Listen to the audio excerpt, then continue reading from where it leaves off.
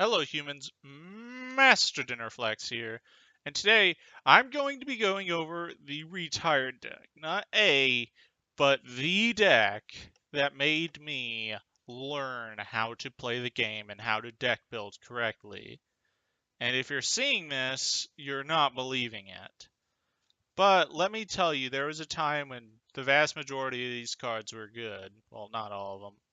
But let's get straight into this because the whole fundamental concept of this deck is to use Ectoplasmer as a way of either OTKing or controlling the board, as it is non-targeting, non-destructive removal, and a player is forced to do it. So if in a void this sounds extremely powerful, but in practice you will notice that in order to use this, you are also hindered, and it's a -1 because it doesn't offer you anything that it doesn't offer your opponent, except if they're not playing around this or they can't play around this.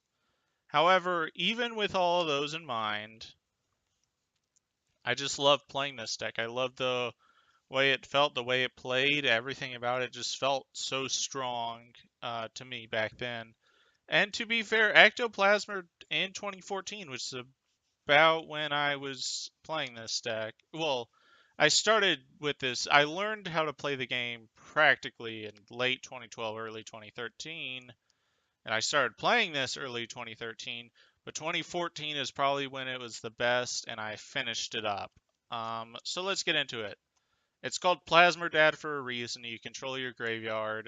You got Synchro, so Dark Armed, Dark Dark Gruffer and Armageddon Knight, they just set up your graveyard for Destiny Hero plays. So 3 Malicious, of course. 2 Diamond Dude.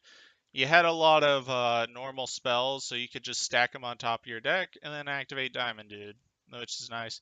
Then 1 Dasher, just as a 6th target. He's usually not that powerful, but every now and then he can become very clutch. You got 2 Plague Spreader Zombies. The way you make synchros, it was at 3, I believe, when this deck. If I have Soul Charge, then Plague was at 3, but you don't want to play 3 Plague ever. 2 Evil Swarm Thunderbird. This was probably one of the most powerful cards I put in there. Because what it did is it gave you an option around Ectoplasmer, and it set up the more stunny fields, and the card was so powerful. 1950 beater, dodging anything, just solid card. 2 Summoner Monk. It's actually got some unique interactions with Ectoplasmer. You summon guys out of the deck, obviously, and then just like tribute them off for Ectoplasmer. But also in late game scenarios, you don't have to worry about your Ectoplasmer tributing it because it can't be tributed. So it'll just stay up and keep summoning guys until you win, which happens a lot. Now these 3 I'm going to go over later.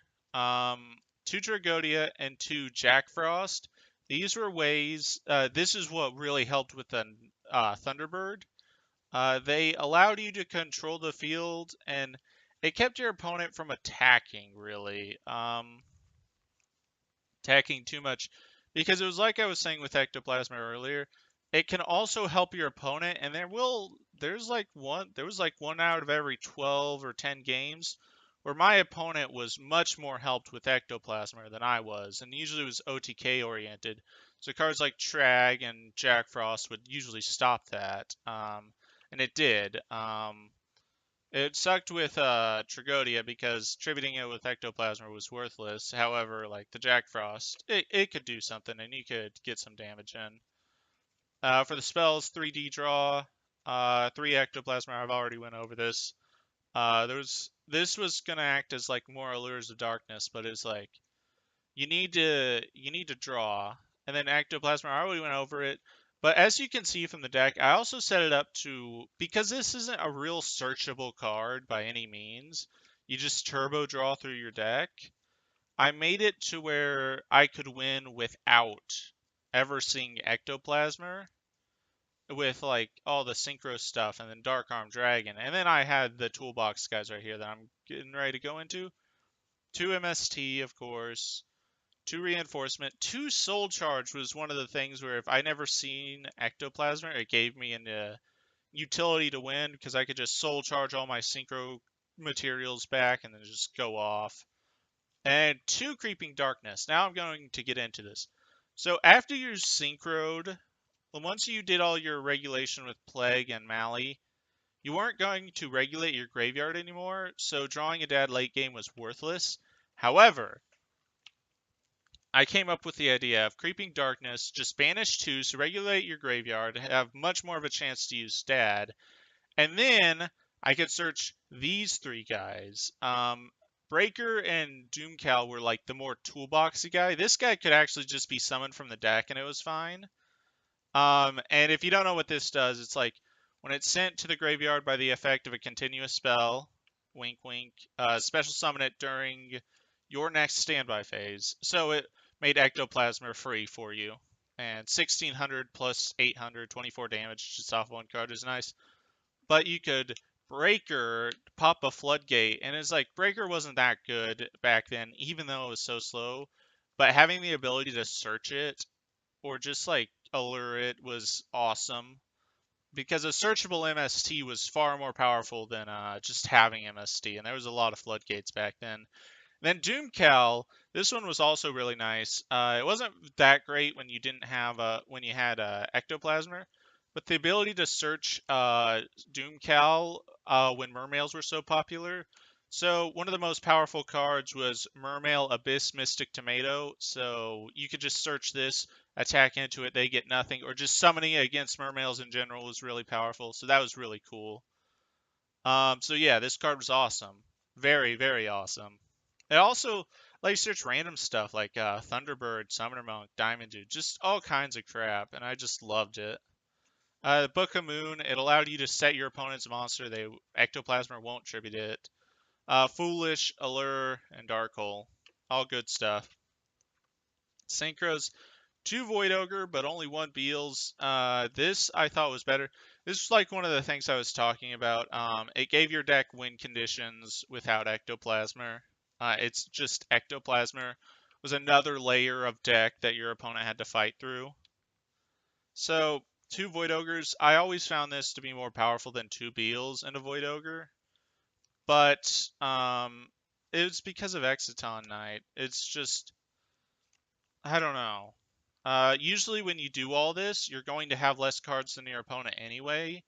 So, yeah, you'll usually just have the 2 Void and a Beals. So, Exciton was worthless, usually.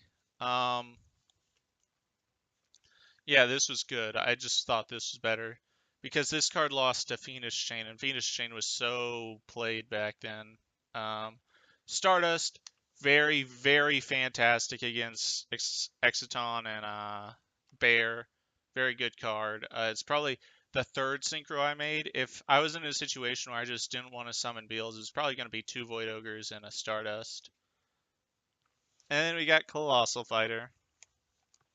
So I don't know. This could have been the 2nd Beals, obviously.